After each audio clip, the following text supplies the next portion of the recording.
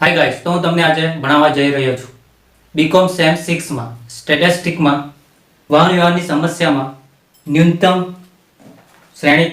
ઠીક છે, તો ન્યૂનતમ શ્રેણિકની રીતે કઈ રીતે આપણે એનું સોલ્યુશન કરીએ છીએ. તો દાખલો જો તમને સ્ક્રીન પર દેખાય છે કે નીચે આપેલી વાહન વ્યવહારની સમસ્યા ન્યૂનતમ શ્રેણિકની રીતે ઉકેલો અને કુલ પરિવહન ખર્ચ શોધો. ઠીક છે, તો પરિવહન ખર્ચ શોધવાનું છે.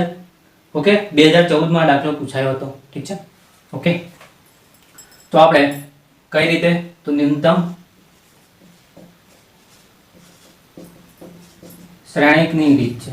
કઈ રીત છે? ન્યૂનતમ શ્રેણિકની રીત. ઠીક છે, તો ન્યૂનતમ શ્રેણિકની રીતમાં શું હોય છે કે જે કોષ્ટક તમને આપ્યું છે, ઠીક છે, દાખલામાં. ઓકે, સ્ક્રીન પર તમને દેખાય છે. તો તમને એક દાખલો આપ્યો છે. ઠીક છે, તો શું આ માંગ છે ને આ શું છે? એઆઈ પુરવઠો ને બીજે માંગ. ઠીક છે, હવે ન્યૂનતમ શ્રેણિકમાં શું હોય છે કે કોષ્ટકમાં જે પણ નાનામાં નાનો ઘટક છે, ન્યૂનતમ નામ જ છે ન્યૂનતમ. ન્યૂનતમ એટલે નાનામાં નાનો ઘટક. તો ન્યૂનતમ ઘટક કયો છે આમાં? ચેક કરો તો 6. ઠીક છે, તો આ જે ન્યૂનતમ ઘટક છે એ ન્યૂનતમ ઘટકના ખાનામાં આપણે સૌપ્રથમ ફાળવણી કરવાની હોય છે ને એ ફાળવણીમાં જે રકમ ઓછી હોય, ઠીક છે, એટલે કે 6. ઓકે, 6 છે તો 6 માં આપણે ક્યાં તો 19 ને 10 બેની ફાળવણી કરીશું. ઠીક છે, તો બેમાંથી જે ઓછી હોય તે રકમની આપણે ફાળવણી કરવાની હોય છે. એને કહેવાય ન્યૂનતમ શ્રેણિકની સમસ્યાનો ઉકેલ. ઠીક છે, એટલે કે પૂરા કોષ્ટકમાં જે પણ નાનામાં નાનો ઘટક હશે, એટલે કે ન્યૂનતમ ઘટક હશે, એમાં આપણે સૌપ્રથમ ફાળવણી કરવાની હોય છે. ઠીક છે, તો એ રીતે તમારે ક્રમ આગળ વધારવાનો હોય છે. ઠીક છે, તો હું ગણું છું. જો તો આ કોષ્ટકમાં તમારે લખવાનું હોય છે કે આપેલ ખર્ચ શ્રેણિકમાં, આપેલ ખર્ચ શ્રેણિકમાં, ઠીક છે, આ રીતે લખવાનું હોય છે. આપેલ ખર્ચ શ્રેણિકમાં સૌથી ન્યૂનતમ ઘટક કયો છે? આમાં આપેલ ખર્ચ શ્રેણિકમાં સૌથી ન્યૂનતમ ઘટક 6 કૌંસમાં 6 કૌંસમાં શું લખ્યું મેં? તો એની હાર કઈ છે? હાર બીજી છે. ઓકે, ને સ્તંભ કયો છે? આ સ્તંભ, આ હાર છે પહેલી ને બીજી હાર, ને સ્તંભ 1 2 ને 3 ત્રીજો સ્તંભ છે. એટલે 2 3 માં 2 3 ખાનામાં સૌથી નાના એકમની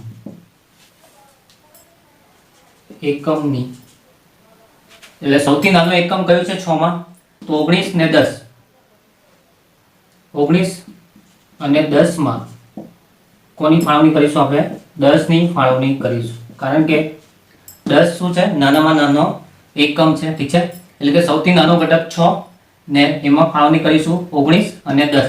તો સૌથી નાનામાં નાનો ઘટક એટલે કે એકમ કયો છે? 19 કે 10? તો 10. તો 10 ની ફાળવણી કરીશું આપણે. તો 10 ની ફાળવણી થઈ ગઈ. ઠીક છે, એટલે આ 0. ઓકે, તો અહીંથી 19 માંથી કેટલા જતા રહ્યા? 10. તો હજુ કેટલા બચ્યા છે?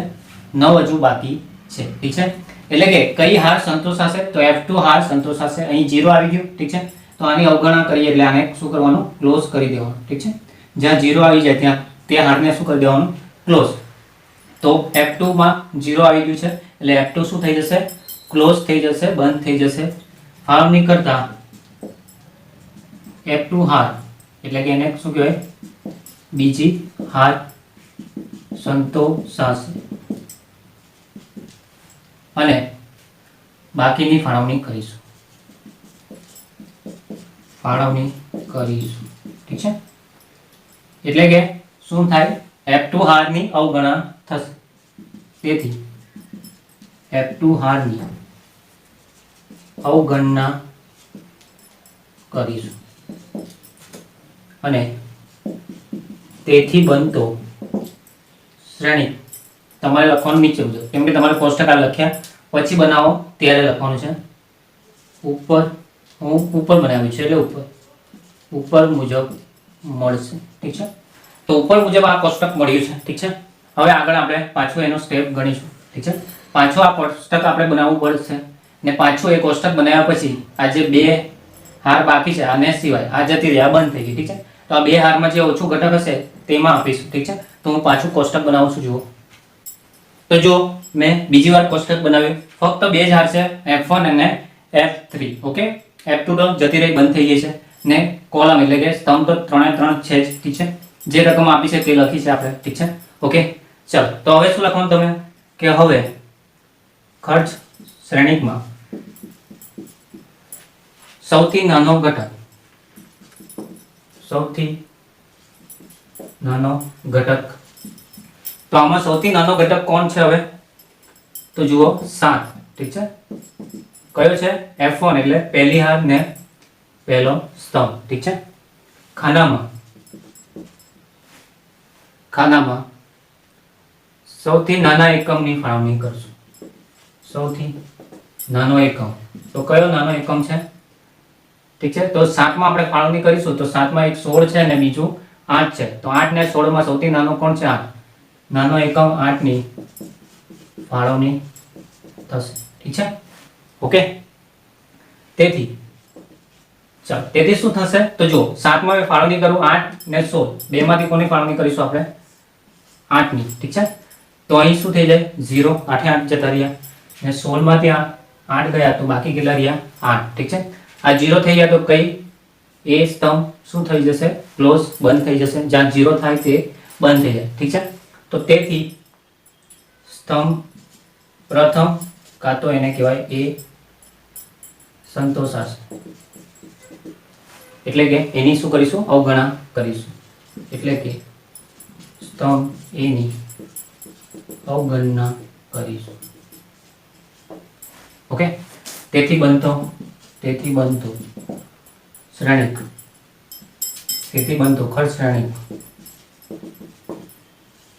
ઉપર મુજબ મળશે. ઠીક છે. તો આ રીતે તમારે લખવાનું છે. ઠીક છે. દરેક વખતે હું નહીં લખીશ. ઠીક છે. તો આ રીતે તમને ખાલી બતાવી દીધું કે આ રીતે તમારે લખવું પડે. ઠીક છે.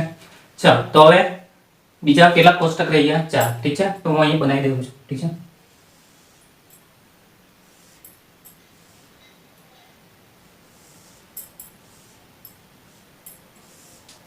ચાલો, તો કોષ્ટક છે ફક્ત બી ને સી. ઓકે. AI ને બી છે. ઠીક છે. ને અહીં ફક્ત બાકી છે F1 અને F3. ઠીક છે. હવે પાછું શું કરીશું આપણે? તો રકમ લખી દઈએ 12 9 9 12. ઠીક છે. ચાલો, હવે જુઓ અહીં સૌથી નાનામાં નાનો ઘટક. ઠીક છે. અહીંયા બાકી છે 11 9 ને 8 ને 12, આટલા બાકી છે. ઠીક છે. હવે સૌથી નાનામાં નાનો ઘટક કોણ છે આ 4 માં? તો 9. તો 9 તો કેટલી વાર છે? 2 વાર છે. ઠીક છે. તો આપણે શું લખવાનું છે હવે? આપેલ ખર્ચ શ્રેણિકમાં સૌથી નાનો ઘટક 9. ઠીક છે. જે હું ફક્ત શોર્ટકટમાં લખી દઉં છું 9. તો બે ખાના છે, એક તો 9 1 અને 2. ઠીક છે. ને બીજું 9 2 અને 1. ઠીક છે. તો હવે જો બંનેનું ટોટલ કેટલું થાય છે? ખાનાનું ટોટલ 1 ને 2 3 ને અહીંયા 2 ને 1 3 જ થાય છે. ઠીક છે. તો તમે ગમે તેને આપી શકો. જે ખાનાનું ટોટલ ઓછું હોય તેને જ આપવાનું, પરંતુ અહીંયા બંનેનું ટોટલ કેવું થાય છે? 3 થાય છે. બંને સરખા છે તો ગમે તેને તમે આપી શકો. ઠીક છે. ઓકે. તો હું પ્રથમ આને આપી દઉં. ઠીક છે. પ્રથમ હારમાં જ આપો તો વધારે સારું. ઠીક છે. તો કેટલા આપીશું આપણે? 9 ને 8, બેમાંથી કેટલા આપી શકીએ આપણે? સૌથી નાનો ઘટક 8 છે એકમ, તો 8 આપીશું. તો આ શું થઈ જાય? 0. અહીં કેટલા બચે? ફક્ત 1. ઠીક છે. તો કઈ હાર સંતોષાશે? તો આ 0 થઈ ગઈ, તો F1 સંતોષાશે. ઠીક છે. પૂરું. ઓકે. ચાલો, તો આ થઈ વાત. ઠીક છે. તમારે આવી રીતે લખવું પડે. ઠીક છે. ચાલો, હવે કેટલા બાકી રહી ગયા છે? 2. ઠીક છે. તો હું દોરું છું આ બાજુ. ઓકે. ચાલો, તો મેં અહીં દોર્યું છે. ઠીક છે. તો કેટલા બાકી રહી ગયેલા? ફક્ત 9 અને 12, F3 ને અહીં B અને C. ઠીક છે. તો બંનેમાં સૌથી નાનામાં નાનો ઘટક કોણ છે? 9 છે. ઠીક છે. તો આપણે 9 ને 9 માં આપીશું 11 કે 12, બેમાંથી જે નાનું હોય તે. તો 11 એકમ નાના છે તો આપણે કેટલા આપીશું? 11. અહીંયા કેટલા બચે? ફક્ત 1. અહીંયા કેટલા બચે? 0. અને અહીંયા કેટલા બચશે? 1. તો 0 થઈ ગયું. ઠીક છે. એમ બી આ ક્લોઝ નહીં થાય, ક્લોઝ થઈ ગયો ઓલરેડી. અહીં 1 છે ને અહીં 1 છે. હવે 8 બાકી રહ્યું ને, તો 1 આપી દઈએ તો આ પણ 0, આ પણ 0. ઠીક છે. તો આ રીતે આ કોષ્ટક પૂરું થઈ ગયું છે. ઓકે. તો આપણે બધામાં ફાળવણી કરી નાખી છે. ઓકે. હવે એને એક પાછું કોષ્ટક બનાવવું પડશે અને એના પરથી કુલ પરિવહન ખર્ચ શોધવું પડશે. ઠીક છે. તો હું દોરું છું. જુઓ. ચાલો, તો મેં કોષ્ટક બનાવી દીધું છે. ઠીક છે. તો આપણું પ્રથમ કોષ્ટક આ હતું. ઠીક છે. એના પછી આ. ઠીક છે. સોલ્યુશન કર્યું, એના પછી આનું સોલ્યુશન કરેલું ને છેલ્લે આનું. ઠીક છે. ટોટલ 4 કોષ્ટક આપણે બનાવેલા. ઠીક છે. મેં ક્રમમાં લખી દીધું છે. ઓકે. હવે જોઈએ આપણે, તો આપણે જે નવું કોષ્ટક બનાવવાનું છે જે કુલ પરિવહન ખર્ચ માટે. ઠીક છે. તો અહીં કેટલા છે? 7, અહીં 12, અહીં 9 છે. ઠીક છે. પછી 8 10 6 10, 9, 12, 10, 9 ને 12, ઠીક છે. હવે ફાળવણી ક્યાં ક્યાં છે તો જો 6 માં ફાળવણી છે 10 ની, ઓકે. પછી 7 માં ફાળવણી છે 8 ની A ને F1 માં, ઓકે. ચાલો પછી અહીં જો 9 માં ફાળવણી છે 8 ની પણ C ને F1 માં, F1 અને C માં કેટલાની ફાળવણી છે 8, ઠીક છે. ચાલો તેવી જ રીતે છેલ્લા કોષ્ટકમાં જો 9 માં 11 ની ફાળવણી છે પણ F3 અને B છે, F3 અને B 9 માં કેટલી ફાળવણી છે 11 ને 12 માં 1 ની ફાળવણી છે C અને F3 માં, F3 માં અને C માં કેટલા 1, ઠીક છે. ચાલો હવે લખીએ આપણે માટે કુલ પરિવહન ખર્ચ Z બરાબર, ઠીક છે.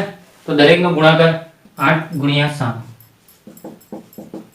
વત્તા, ઓકે, ગુણાકાર પછી સરવાળો 8 ગુણ્યા 9 વત્તા 6 ગુણ્યા 10